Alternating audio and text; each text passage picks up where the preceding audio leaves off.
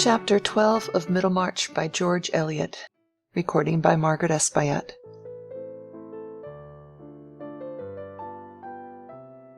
He had more tow on his distaff than Gervase knew. Chaucer. The ride to Stone Court, which Fred and Rosamond took the next morning, lay through a pretty bit of midland landscape, almost all meadows and pastures, with hedgerows still allowed to grow in bushy beauty and to spread out coral fruit for the birds. Little details gave each field a particular physiognomy, dear to the eyes that have looked on them from childhood. The pool in the corner where the grasses were dank and trees leaned whisperingly, the great oak shadowing a bare place in mid-pasture, the high bank where the ash trees grew, the sudden slope of the old marl pit making a red background for the burdock, the huddled roofs and ricks of the homestead without a traceable way of approach, the gray gate and fences against the depths of the bordering wood, and the stray hovel, its old thatch full of mossy hills and valleys with wondrous modulations of light and shadow such as we travel far to see in later life, and see larger, but not more beautiful. These are the things that make the gamut of joy in landscape to Midland-bred souls, the things they toddled among, or perhaps learned by heart, standing between their father's knees while he drove leisurely. But the road, even the by-road, was excellent, for Lowick, as we have seen, was not a parish of muddy lanes and poor tenants, and it was into Lowick parish that Fred and Rosamond entered after a couple of miles' riding. Another mile would bring them to Stone Court, and at the end of the first half the house was already visible, looking as if it had been arrested in its growth toward a stone mansion by an unexpected budding of farm buildings on its left flank, which had hindered it from becoming anything more than the substantial dwelling of a gentleman farmer. It was not the less agreeable an object in the distance for the cluster of pinnacled cornricks which balanced the fine row of walnuts on the right. Presently it was possible to discern something that might be a gig on the circular drive before the front door. "Dear me," said Rosamond, "I hope none of my uncle's horrible relations are there." "They are, though. That is Mrs. Waule's gig. The last yellow gig left, I should think. When I see Mrs. Waule in it, I understood how yellow can have been worn for mourning. That gig seems to me more funereal than a hearse. But then Mrs. Waule always has black crape on. How does she manage it, Rosie? Her friends can't always be dying." "I don't know at all, and she is not in the least evangelical," said Rosamond reflectively, as if that religious point of view would have fully accounted for the perpetual crape. "And not poor," she added, after a moment's pause. "No, by George, they are as rich as Jews, those Waules and Featherstones. I mean, for people like them, who don't want to spend anything. And yet they hang about my uncle like vultures, and are afraid of a farthing going away from their side of the family. But I believe he hates them all."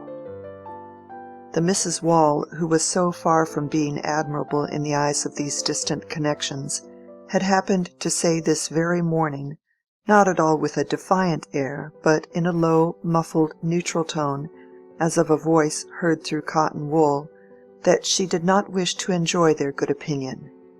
She was seated, as she observed, on her own brother's hearth, and had been Jane Featherstone 25 years before she had been Jane Waule, which entitled her to speak when her own brother's name had been made free with by those who had no right to it.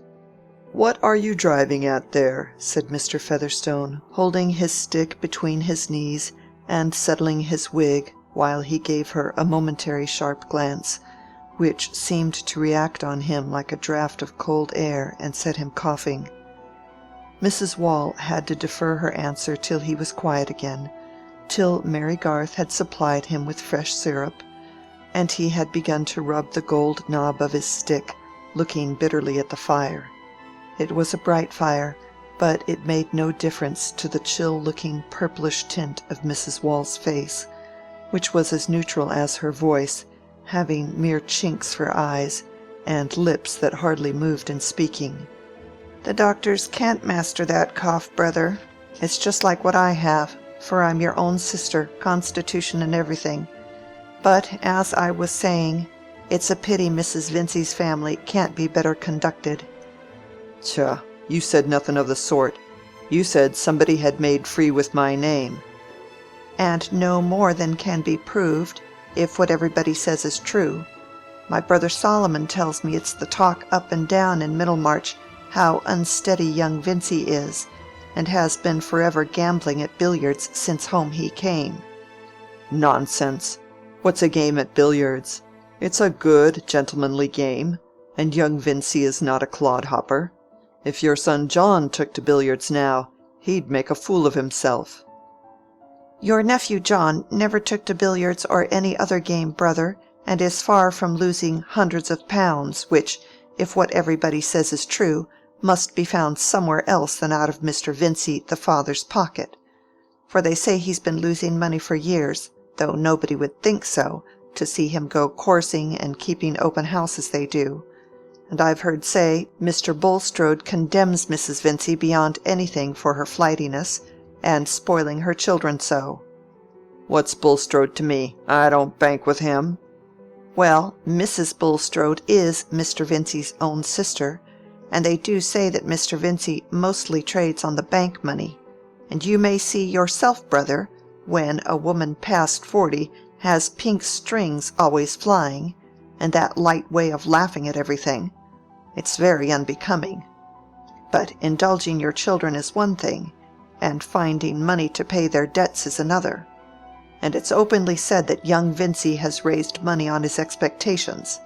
I don't say what expectations. Miss Garth hears me, and is welcome to tell again. I know young people hang together." "No, thank you, Mrs. Wall," said Mary Garth. "I dislike hearing scandal too much to wish to repeat it." Mr. Featherstone rubbed the knob of his stick and made a brief convulsive show of laughter, which had much the same genuineness as an old whist player's chuckle over a bad hand. Still looking at the fire, he said, "And who pretends to say that Fred Vincey hasn't got expectations? Such a fine, spirited fellow is like enough to have 'em." There was a slight pause before Mrs. Wall replied, and when she did so, her voice seemed to be slightly moistened with tears, though her face was still dry. "Whether or no, brother, it is naturally painful to me and my brother Solomon to hear your name made free with, and your complaint being such as may carry you off sudden, and people who are no more Featherstones than the Merry Andrew at the fair, openly reckoning on your property coming to them, and me your own sister, and Solomon your own brother. And if that's to be it, what has it pleased the Almighty to make families for?" Here Mrs. Wall's tears fell, but with moderation. "Come, out with it, Jane," said Mr. Featherstone, looking at her. "You mean to say Fred Vincey has been getting somebody to advance him money on what he says he knows about my will, eh?" "I never said so, brother." Mrs. Wall's voice had again become dry and unshaken. "It was told me by my brother Solomon last night when he called coming from market to give me advice about the old wheat, me being a widow, and my son John only 23, though steady beyond anything, and he had it from most undeniable authority, and not one but many." "Stuff and nonsense! I don't believe a word of it. It's all a got-up story. Go to the window, missy. I thought I heard a horse. See if the doctor's coming." "Not got up by me, brother, nor yet by Solomon, who, whatever else he may be, and I don't deny he has oddities, has made his will and parted his property equal between such kin as he's friends with, though for my part I think there are times when some should be considered more than others. But Solomon makes it no secret what he means to do." "The more fool he," said Mr. Featherstone, with some difficulty, breaking into a severe fit of coughing that required Mary Garth to stand near him, so that she did not find out whose horses they were, which presently paused, stamping on the gravel before the door. Before Mr. Featherstone's cough was quiet, Rosamond entered, bearing up her riding habit with much grace. She bowed ceremoniously to Mrs. Wall, who said stiffly, "How do you do, miss?" smiled and nodded silently to Mary, and remained standing till the coughing should cease and allow her uncle to notice her. "Hey day, miss," he said at last. "You have a fine color. Where's Fred?" "Seeing about the horses. He will be in presently." Sit down, sit down. Mrs. Wall, you'd better go."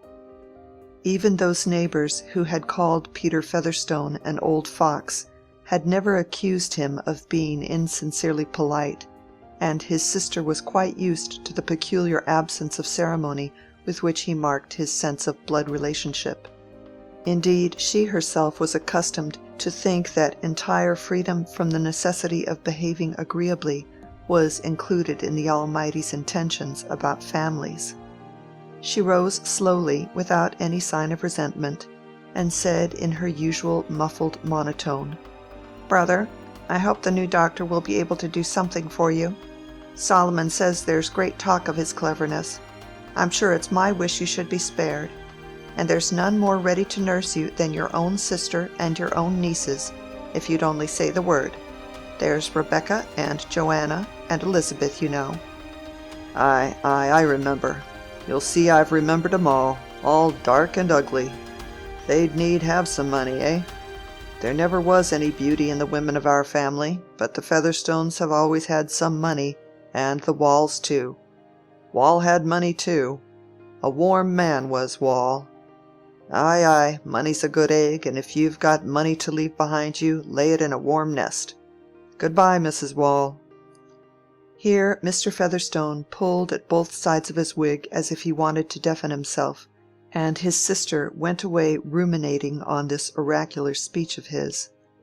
Notwithstanding her jealousy of the Vinceys and of Mary Garth, there remained as the nethermost sediment in her mental shallows a persuasion that her brother Peter Featherstone could never leave his chief property away from his blood relations, else why had the Almighty carried off his 2 wives, both childless, after he had gained so much by manganese and things, turning up when nobody expected it? And why was there a Lowick parish church, and the Walls and Powderells all sitting in the same pew for generations, and the Featherstone pew next to them, if, the Sunday after her brother Peter's death, everybody was to know that the property was gone out of the family? The human mind has at no period accepted a moral chaos, and so preposterous a result was not strictly conceivable. But we are frightened at much that is not strictly conceivable. When Fred came in, the old man eyed him with a peculiar twinkle, which the younger had often had reason to interpret as pride in the satisfactory details of his appearance. "You two misses go away," said Mr. Featherstone. "I want to speak to Fred." "Come into my room, Rosamond. You will not mind the cold for a little while," said Mary. The 2 girls had not only known each other in childhood, but had been at the same provincial school together, Mary as an articled pupil, so that they had many memories in common, and liked very well to talk in private. Indeed, this tête-à-tête was one of Rosamond's objects in coming to Stone Court. Old Featherstone would not begin the dialogue till the door had been closed. He continued to look at Fred with the same twinkle and with one of his habitual grimaces, alternately screwing and widening his mouth, and when he spoke it was in a low tone, which might be taken for that of an informer ready to be bought off, rather than for the tone of an offended senior. He was not a man to feel any strong moral indignation even on account of trespasses against himself. It was natural that others should want to get an advantage over him, but then he was a little too cunning for them. "So, sir, you've been paying 10% for money which you've promised to pay off by mortgaging my land when I'm dead and gone, eh? You put my life at a 12-month, say. But I can alter my will yet. Fred blushed. He had not borrowed money in that way, for excellent reasons. But he was conscious of having spoken with some confidence, perhaps with more than he exactly remembered, about his prospect of getting Featherstone's land as a future means of paying present debts. "I don't know what you refer to, sir. I have certainly never borrowed any money on such an insecurity. Please to explain." "No, sir, it's you must explain. I can alter my will yet, let me tell you. I'm of sound mind, can reckon compound interest in my head, and remember every fool's name as well as I could 20 years ago. What the deuce, I'm under 80. I say, you must contradict this story." "I have contradicted it, sir," Fred answered, with a touch of impatience, not remembering that his uncle did not verbally discriminate contradicting from disproving, though no one was further from confounding the two ideas than old Featherstone, who often wondered that so many fools took his own assertions for proofs. "But I contradict it again. The story is a silly lie." "Nonsense. You must bring documents. It comes from authority.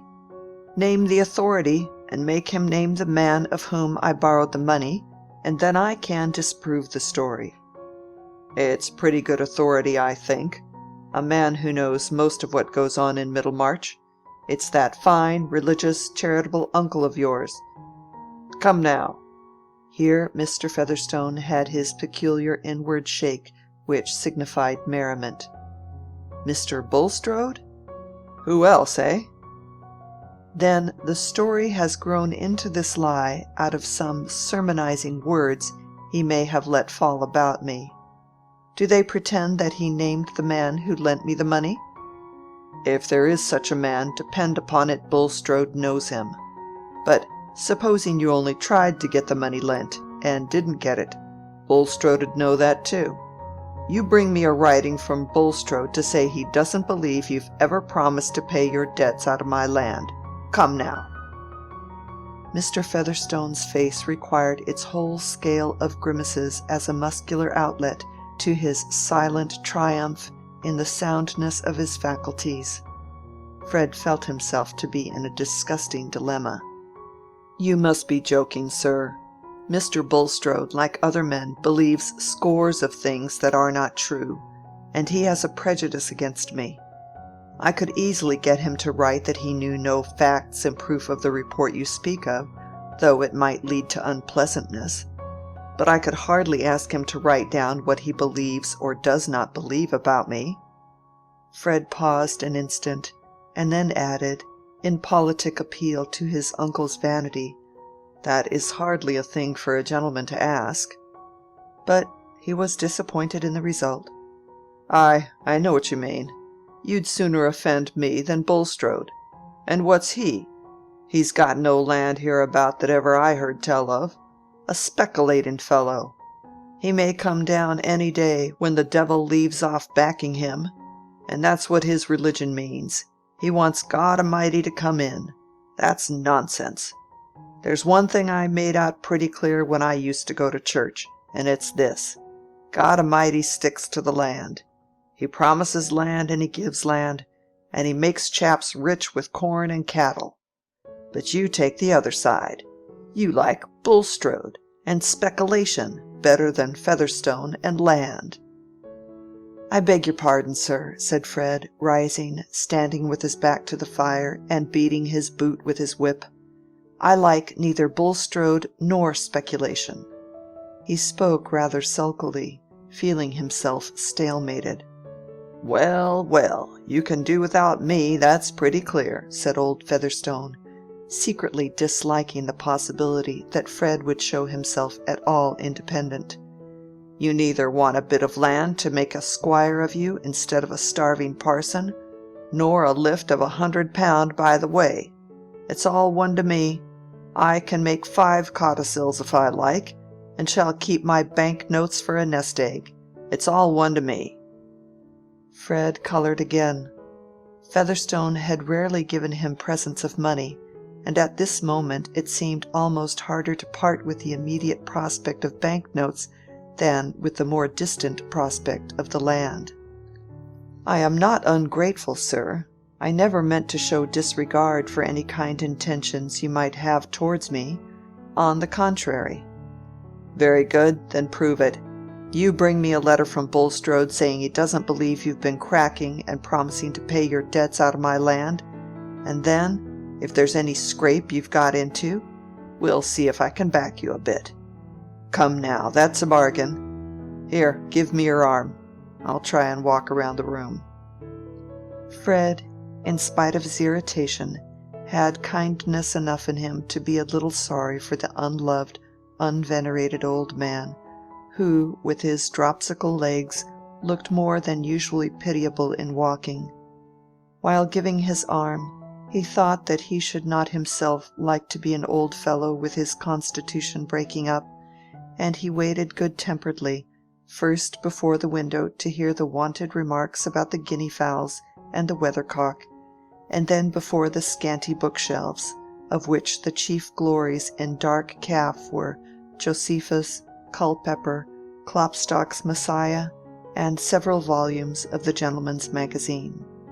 "Read me the names of the books. Come now, you're a college man." Fred gave him the titles. "What did Missy want with more books? What must you be bringing her more books for?" "They amuse her, sir. She's very fond of reading." "A little too fond," said Mr. Featherstone captiously. "She was for reading when she sat with me, but I put a stop to that. She's got the newspaper to read out loud. That's enough for one day, I should think. I can't abide to see her reading to herself. You mind and not bring her any more books, do you hear?" "Yes, sir, I hear." Fred had received this order before, and had secretly disobeyed it. He intended to disobey it again. "Ring the bell," said Mr. Featherstone. "I want Missy to come down." Rosamond and Mary had been talking faster than their male friends. They did not think of sitting down, but stood at the toilette table near the window, while Rosamond took off her hat, adjusted her veil, and applied little touches of her fingertips to her hair of infantine fairness, neither flaxen nor yellow. Mary Garth seemed all the plainer standing at an angle between the two nymphs, the one in the glass and the one out of it, who looked at each other with eyes of heavenly blue, deep enough to hold the most exquisite meanings an ingenious beholder could put into them, and deep enough to hide the meanings of the owner if these should happen to be less exquisite. Only a few children in Middlemarch looked blonde by the side of Rosamond, and the slim figure displayed by her riding habit had delicate undulations. In fact, most men in Middlemarch, except her brothers, held that Miss Vincy was the best girl in the world, and some called her an angel. Mary Garth, on the contrary, had the aspect of an ordinary sinner. She was brown, her curly dark hair was rough and stubborn, her stature was low, and it would not be true to declare in satisfactory antithesis that she had all the virtues. Plainness has its peculiar temptations and vices quite as much as beauty. It is apt either to feign amiability, or, not feigning it, to show all the repulsiveness of discontent. At any rate, to be called an ugly thing in contrast with that lovely creature your companion is apt to produce some effect beyond a sense of fine veracity and fitness in the phrase. At the age of 22, Mary had certainly not attained that perfect good sense and good principle which are usually recommended to the less fortunate girl as if they were to be obtained in quantities ready mixed, with the flavor of resignation as required. Her shrewdness had a streak of satiric bitterness continually renewed, and never carried utterly out of sight, except by a strong current of gratitude towards those who, instead of telling her that she ought to be contented, did something to make her so. Advancing womanhood had tempered her plainness, which was of a good human sort, such as the mothers of our race have very commonly worn in all latitudes under a more or less becoming headgear. Rembrandt would have painted her with pleasure, and would have made her broad features look out of the canvas with intelligent honesty. For honesty, truth-telling fairness was Mary's reigning virtue. She neither tried to create illusions nor indulged in them for her own behoof, and when she was in a good mood she had humor enough in her to laugh at herself.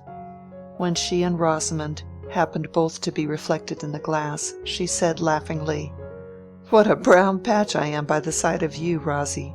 You are the most becoming companion." "Oh, no. No one thinks of your appearance. You are so sensible and useful, Mary.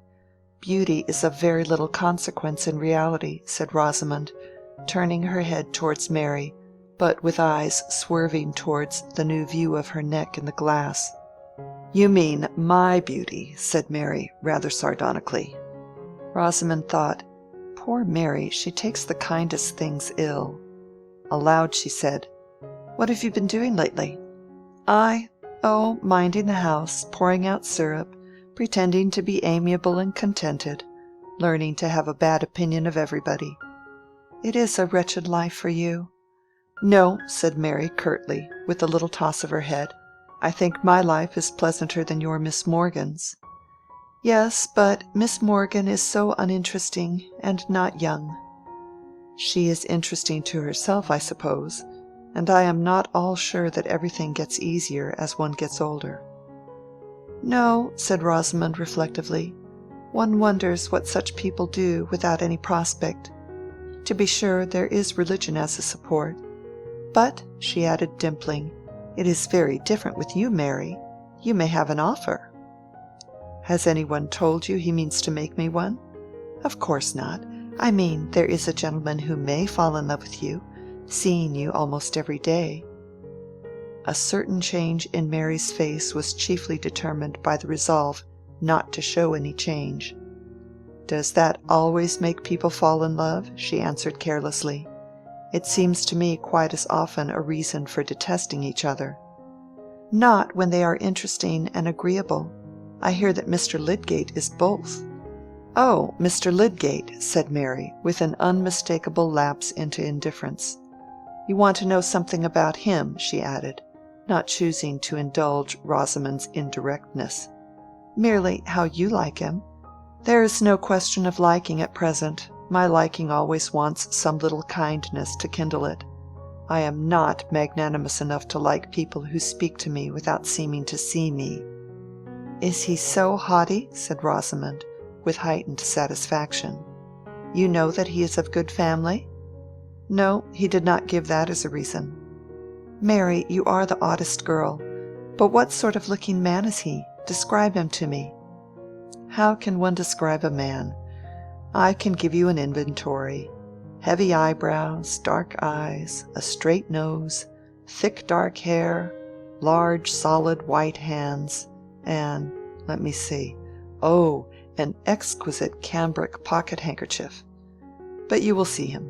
You know this is about the time of his visits." Rosamond blushed a little, but said meditatively, "I rather like a haughty manner.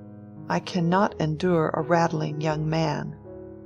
"I did not tell you that Mr. Lydgate was haughty." "But il y en a pour tous les goûts, as little Mamselle used to say, and if any girl can choose the particular sort of conceit she would like, I should think it is you, Rosie." "Haughtiness is not conceit. I call Fred conceited." "I wish no one said any worse of him. He should be more careful. Mrs. Wall has been telling uncle that Fred is very unsteady." Mary spoke from a girlish impulse which got the better of her judgment. There was a vague uneasiness associated with the word unsteady which she hoped Rosamond might say something to dissipate. But she purposely abstained from mentioning Mrs. Wall's more special insinuation. "Oh, Fred is horrid," said Rosamond. She would not have allowed herself so unsuitable a word to any one but Mary. "What do you mean by horrid?" "He is so idle, and makes papa so angry, and says he will not take orders." "I think Fred is quite right." "How can you say he is quite right, Mary? I thought you had more sense of religion." "He is not fit to be a clergyman." "But he ought to be fit." "Well, then, he is not what he ought to be. I know some other people who are in the same case. But no one approves of them. I should not like to marry a clergyman, but there must be clergymen. It does not follow that Fred must be one. But when papa has been at the expense of educating him for it, and only suppose, if he should have no fortune left him. I can suppose that very well, said Mary, dryly. Then I wonder you can defend Fred, said Rosamond, inclined to push this point. I don't defend him, said Mary, laughing. I would defend any parish from having him for a clergyman. But of course if he were a clergyman, he must be different. Yes, he would be a great hypocrite, and he is not that yet. It is of no use saying anything to you, Mary. You always take Fred's part. Why should I not take his part? Said Mary, lighting up. He would take mine. He is the only person who takes the least trouble to oblige me. You make me feel very uncomfortable, Mary, said Rosamond, with her gravest mildness. I would not tell mamma for the world. What would you not tell her? Said Mary, angrily. Pray do not go into a rage, Mary, said Rosamond, mildly as ever. If your mamma is afraid that Fred will make me an offer, tell her that I would not marry him if he asked me. But he is not going to do so that I am aware. He certainly never has asked me. Mary, you are always so violent. And you are always so exasperating. What can you blame me for? Oh, blameless people are always the most exasperating. There's the bell. I think we must go down. I did not mean to quarrel, said Rosamond, putting on her hat. Quarrel? Nonsense, we have not quarrelled. If one is not to get into a rage sometimes, what is the good of being friends? Am I to repeat what you have said? Just as you please. I never say what I am afraid of having repeated. But let us go down. Mr. Lydgate was rather late this morning, but the visitors stayed long enough to see him, for Mr. Featherstone asked Rosamond to sing to him, and she herself was so kind as to propose a second favorite song of his, Flow On, Thou Shining River, after she had sung Home, Sweet Home, which she detested. This hard-headed old overreach approved of the sentimental song as the suitable garnish for girls, and also as fundamentally fine, sentiment being the right thing for a song. Mr. Featherstone was still applauding the last performance, and assuring Missy that her voice was as clear as a blackbird's, when Mr. Lydgate's horse passed the window. His dull expectation of the usual disagreeable routine with an aged patient, who can hardly believe that medicine would not set him up if the doctor were only clever enough, added to his general disbelief in Middlemarch charms, made a doubly effective background to this vision of Rosamond, whom old Mr. Featherstone made haste ostentatiously to introduce as his niece, though he had never thought it worth while to speak of Mary Garth in that light. Nothing escaped Lydgate in Rosamond's graceful behavior. How delicately she waived the notice which the old man's want of taste had thrust upon her by a quiet gravity, not showing her dimples on the wrong occasion, but showing them afterwards in speaking to Mary, to whom she addressed herself with so much good-natured interest that Lydgate, after quickly examining Mary more fully than he had done before, saw an adorable kindness in Rosamond's eyes. But Mary, from some cause, looked rather out of temper. "Miss Rosie has been singing me a song. You've nothing to say against her, eh, Doctor?" said Mr. Featherstone. "I like it better than your physic." "That has made me forget how the time was going," said Rosamond, rising to reach her hat, which she had laid aside before singing, so that her flower-like head on its white stem was seen in perfection above her riding habit. "Fred, we must really go." "Very good," said Fred, who had his own reasons for not being in the best spirits, and wanted to get away. "Miss Vincy is a musician?" said Lydgate, following her with his eyes. Every nerve and muscle in Rosamond was adjusted to the consciousness that she was being looked at. She was by nature an actress of parts that entered into her physique. She even acted her own character, and so well that she did not know it to be precisely her own. "The best in Middlemarch, I'll be bound," said Mr. Featherstone. "Let the next be who she will. Eh, Fred? Speak up for your sister." "I'm afraid I'm out of court, sir. My evidence would be good for nothing." "Middlemarch has not got a very high standard, uncle," said Rosamond, with a pretty lightness, going towards her whip, which lay at a distance. Lydgate was quick in anticipating her. He reached the whip before she did, and turned to present it to her. She bowed and looked at him. He, of course, was looking at her, and their eyes met with that peculiar meeting which is never arrived at by effort, but seems like a sudden divine clearance of haze. I think Lydgate turned a little paler than usual, but Rosamond blushed deeply, and felt a certain astonishment. After that she was really anxious to go, and did not know what sort of stupidity her uncle was talking of when she went to shake hands with him. Yet this result, which she took to be a mutual impression, called falling in love, was just what Rosamond had contemplated beforehand. Ever since that important new arrival in Middlemarch, she had woven a little future, of which something like this scene was the necessary beginning.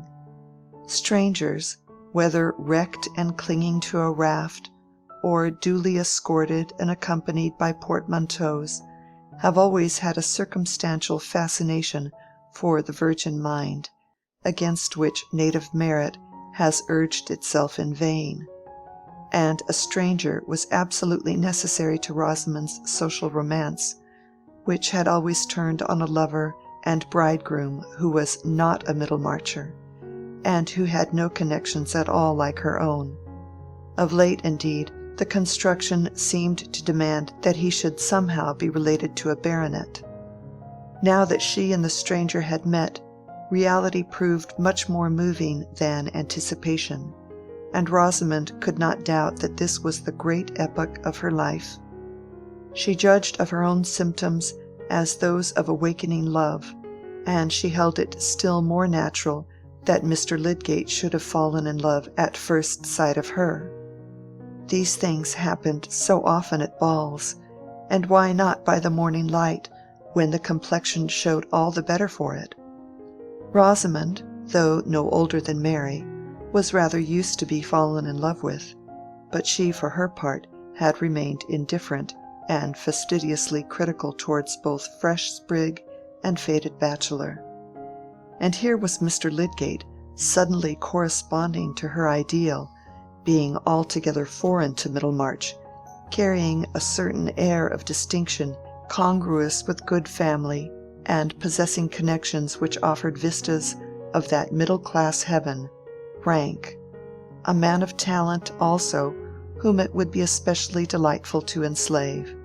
In fact, a man who had touched her nature quite newly, and brought a vivid interest into her life which was better than any fancied might be, such as she was in the habit of opposing to the actual.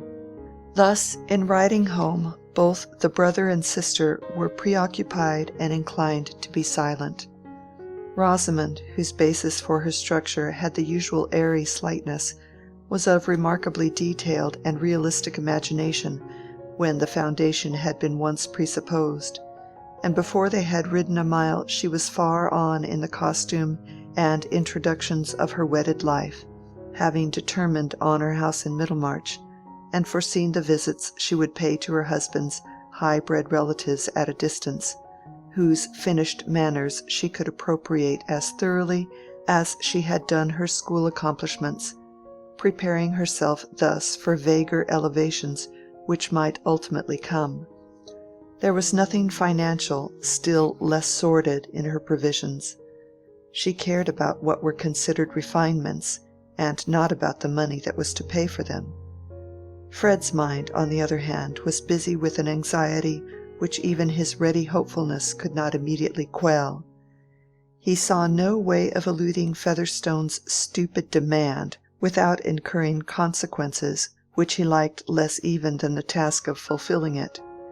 His father was already out of humor with him, and would be still more so if he were the occasion of any additional coolness between his own family and the Bulstrodes.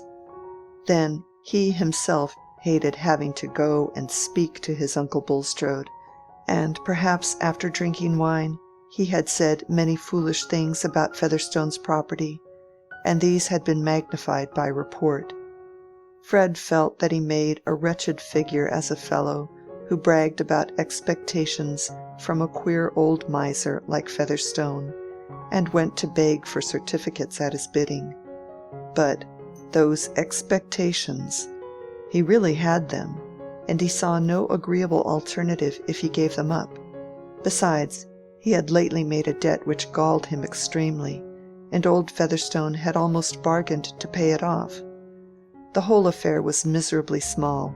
His debts were small, even his expectations were not anything so very magnificent. Fred had known men to whom he would have been ashamed of confessing the smallness of his scrapes. Such ruminations naturally produced a streak of misanthropic bitterness. To be born the son of a Middlemarch manufacturer, and inevitable heir to nothing in particular, while such men as Mainwaring and Vian, certainly life was a poor business when a spirited young fellow with a good appetite for the best of everything had so poor an outlook. It had not occurred to Fred that the introduction of Bulstrode's name in the matter was a fiction of old Featherstone's, nor could this have made any difference to his position. He saw plainly enough that the old man wanted to exercise his power by tormenting him a little, and also probably to get some satisfaction out of seeing him on unpleasant terms with Bulstrode. Fred fancied that he saw to the bottom of his uncle Featherstone's soul, though in reality half what he saw there was no more than the reflex of his own inclinations. The difficult task of knowing another's soul is not for young gentlemen whose consciousness is chiefly made up of their own wishes. Fred's main point of debate with himself was whether he should tell his father, or try to get through the affair without his father's knowledge. It was probably Mrs. Wall who had been talking about him, and if Mary Garth had repeated Mrs. Wall's report to Rosamond, it would be sure to reach his father, who would as surely question him about it. He said to Rosamond as they slackened their pace, "Rosie, did Mary tell you that Mrs. Wall had said anything about me?" "Yes, indeed she did." "What?" "That you were very unsteady." "Was that all?" "I should think that was enough, Fred." "Are you sure she said no more?" "Mary mentioned nothing else. But really, Fred, I think you ought to be ashamed." "Oh, fudge, don't lecture me. What did Mary say about it?" "I'm not obliged to tell you. You care so very much what Mary says, and you are too rude to allow me to speak." "Of course I care what Mary says. She's the best girl I know." "I should never have thought she was a girl to fall in love with." "How do you know what men would fall in love with? Girls never know." "At least, Fred, let me advise you not to fall in love with her, for she says she would not marry you if you asked her." "She might have waited till I did ask her." "I knew it would nettle you, Fred." "Not at all. She would not have said so if you had not provoked her." Before reaching home, Fred concluded that he would tell the whole affair as simply as possible to his father, who might perhaps take on himself the unpleasant business of speaking to Bulstrode. End of chapter 12.